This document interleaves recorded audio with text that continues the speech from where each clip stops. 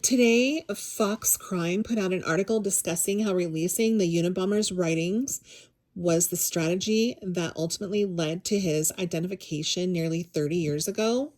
So, the sentence that caught my attention, and this is all in regards to the second ransom note in the Nancy Guthrie investigation, just for reference purposes. So in this article put out by Fox Crime, they're talking a lot about linguistics, language, and this sentence in particular caught my attention because I know that so many of us have been drawn to the language used in that letter. The word perish is not something many of us use in everyday language, right? We would typically say passed away or died. So this sentence in that article says, can the language someone uses be as unique as their fingerprint? I'll read it again. Can the language someone uses be as unique as their fingerprint? So with my minimal knowledge, I say yes, absolutely. And I'll tell you why. I believe someone's language can be as unique as their fingerprint because each of us develops a recognizable writing pattern. We tend to use the same vocabulary, sentence structure, tone, pacing, and even favorite phrases. It's my mind went right back to college and all of those papers we wrote. It's why those professors often recognize when a paper doesn't sound like the student who wrote their previous assignments. That consistency creates a linguistic fingerprint that can stand out when something is written differently. Like a professor, in many cases, will know if you are having someone else write your papers, unless you have had them write those papers from day one. They will also know when you're plagiarizing, not just because they recognize the article or they can do a search on the internet for that information and locate it, but also because of your unique style of language, right? Your language fingerprint. Even if you try to change the wording of the portion that you've plagiarized and added that into your paper, it's going to be different. It's going to flow differently than the rest of your paper from your unique language. So I would definitely agree with this, except there's one caveat. There is one big but in the room, and that's artificial intelligence. We have AI now, and that can bring confusion to everything. So I wanted to see how artificial intelligence would apply to language and the second ransom note. So I wanted to see for myself what artificial intelligence was capable of. So I downloaded an AI app and I entered the original second ransom note, word for word, that was received in the Nancy Guthrie case. I then asked the AI app to generate 7 different versions using different linguistic, I keep wanting to say linguini, guys, linguistic styles and tones. So I asked the AI app first to produce a letter from someone with a British accent, using common vocabulary used every day in Great Britain.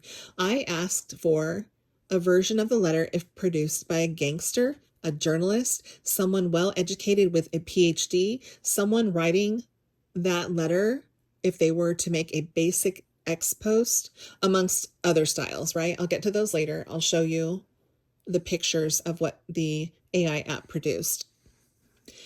So the app produced 7 distinctly different examples for me. It became clear to me that AI can generate the same message using dramatically different tones and vocabularies.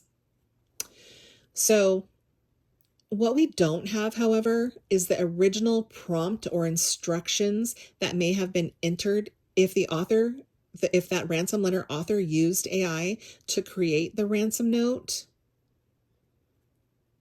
So if the author used the AI app to create a ransom note, we will never be able to decipher who that individual is based on linguistics because we have no knowledge of their personal tone and style.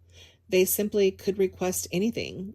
According to what I've done today, they can request anything in any style and the app will produce it for you. So After comparing the different versions and reviewing the original ransom letter, I also asked the application for its opinion. So please take everything I've shared here as information based solely on my own personal experiment. These are my observations and opinions only. They are not presented as fact. So I pasted the ransom note into the AI app and I asked the following question. When you, AI app, analyze the original wording of this letter, what overall writing style does it appear to be?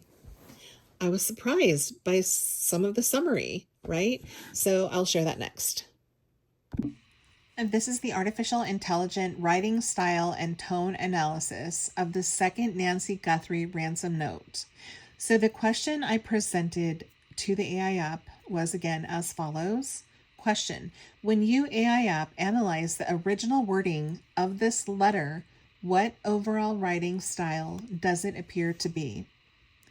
And for the sake of what I am doing here and this recording, we are going to assume that the author did not use AI, and so that this would be an accurate analysis according to AI of that second ransom note and the language and tone of that author.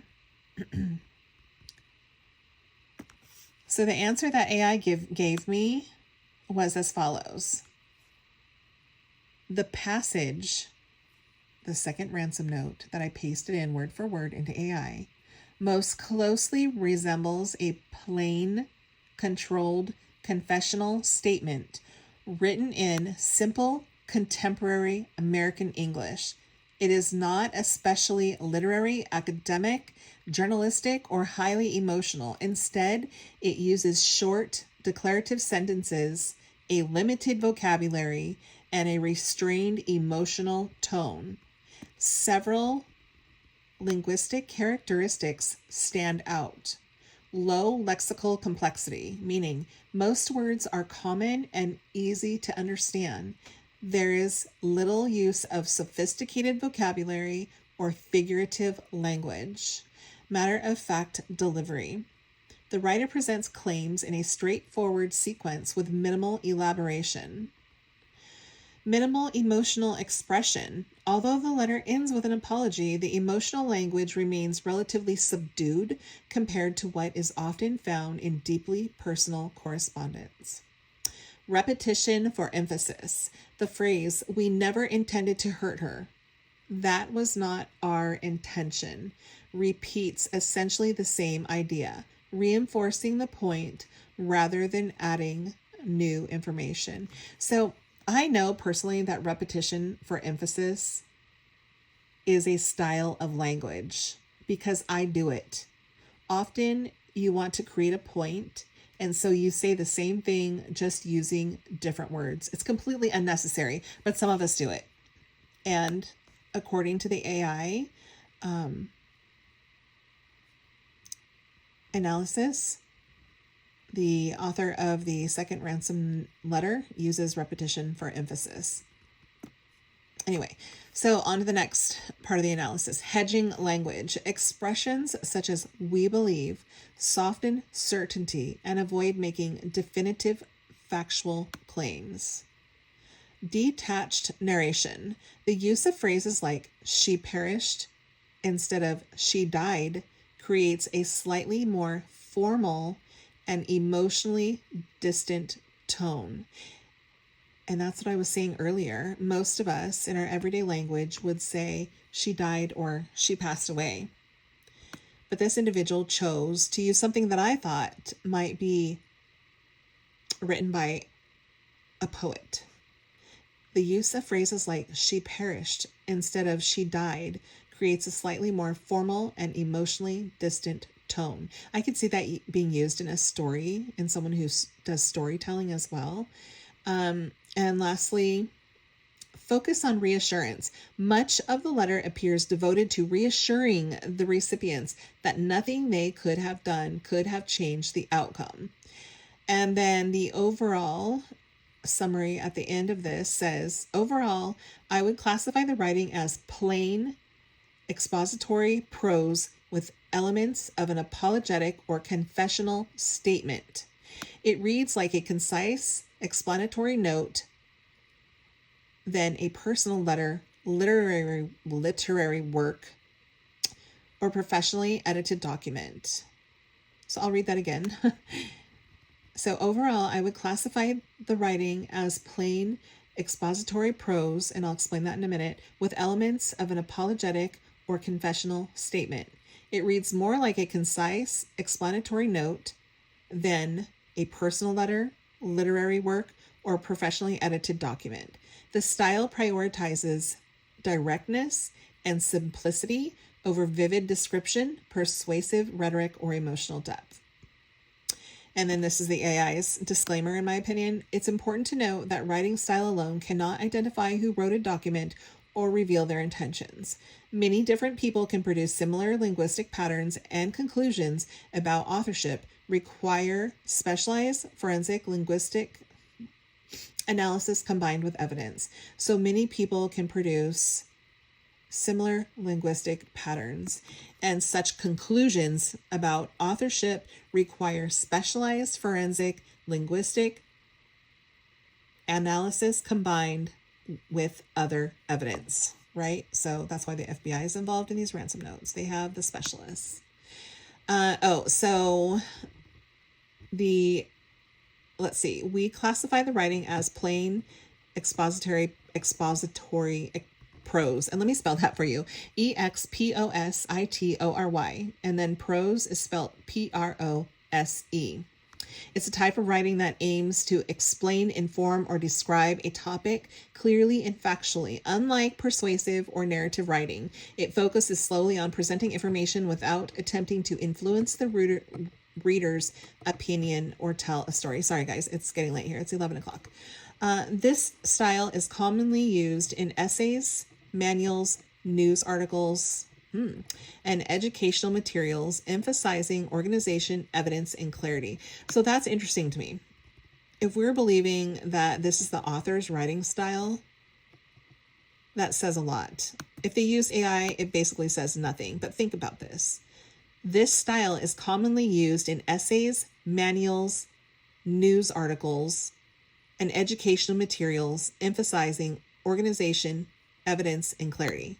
So who would have those characteristics in their daily life, right? Anyway, so tell me what you think. Did anything surprise you based on the AI summary of the ransom note? And there you go. Thank you. Here's that written summary performed by AI on the second ransom letter. And remember, this is just a demonstration. This is not for fact. I'm very curious though, after learning the characteristics per AI, what do you think about the author? Do you think you have a better understanding of who it is or what they might do for a living, especially with the expository prose? You know, that style of writing, how it applies to journalists, teachers, and technical writers?